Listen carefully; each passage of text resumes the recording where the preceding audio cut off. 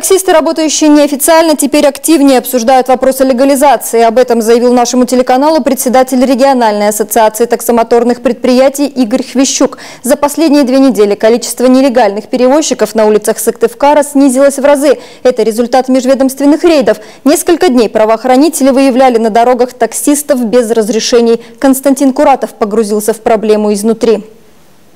Для Вячеслава Юркина частный извоз – это основная работа. Уже много лет он возит пассажиров от Кайгородка до Сыктывкара и обратно. Говорит, легально зарабатывать и оплачивать налоги вполне возможно, если клиенты есть, а к добросовестному таксисту люди идут сами. Да, звонят, обращаются, берем с места и везем до места, очень удобно. Лицензию-то несложно получить, просто проблемы то, что там оформлять и тому подобное, и слишком большая требовательность. А новые машины не хотят, так сказать, гробить, можно сказать, грубо. А старых опять техосмотр проблема. И вот стараются уходить большинство. Тенек.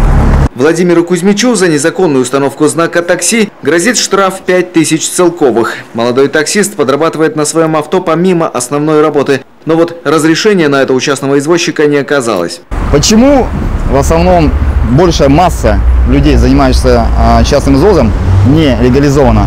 Здесь есть ряд причин. Могу их также сейчас и пояснить. Во-первых, это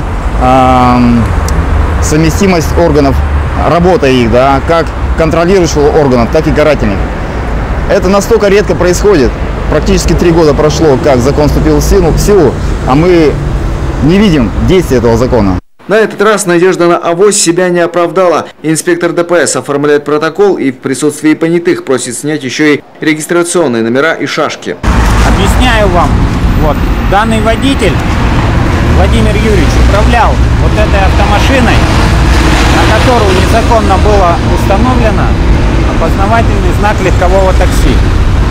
А незаконно он был установлен потому, что у данного водителя отсутствует разрешение на право перевозки пассажиров и багажа легковым такси. Но такое наказание не останавливает нелегалов. Наоборот, по неофициальным данным, за прошлый год примерно половина из всех зарегистрированных извозчиков отказались от разрешений. Причина – легальные таксисты столкнулись с тем, что закон не исполняется. Нелегалов ловят крайне редко, а вот к законным внимание излишне повышено. Сейчас в Ассоциации таксомоторных предприятий ждут кардинальных изменений в законодательстве. В Госдуму внесен базовый законопроект о такси, направленный против нелегальных перевозчиков.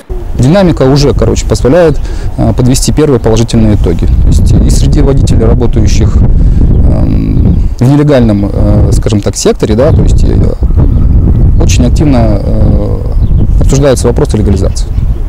Для этого все сделано, налоги сейчас снижены, получить разрешение достаточно быстро и просто, требований от цвета нет, все выполнимо. Штраф для бомбил предлагают поднять до 30 тысяч рублей, а за повторное нарушение у нелегалов помимо штрафа будут изымать водительские права. Заодно в разы убавят размеры наказания легальным таксистам. В Ассоциации таксомоторных предприятий ожидают, что после этого соотношение легальных и нелегальных таксистов в республике должно измениться кардинально. Впрочем, чтобы долгожданные изменения возымели силу, таксисты рекомендуют правоохранителям чаще выходить в рейды. Константин Куратов, Олег Остромин, телеканал Юрган.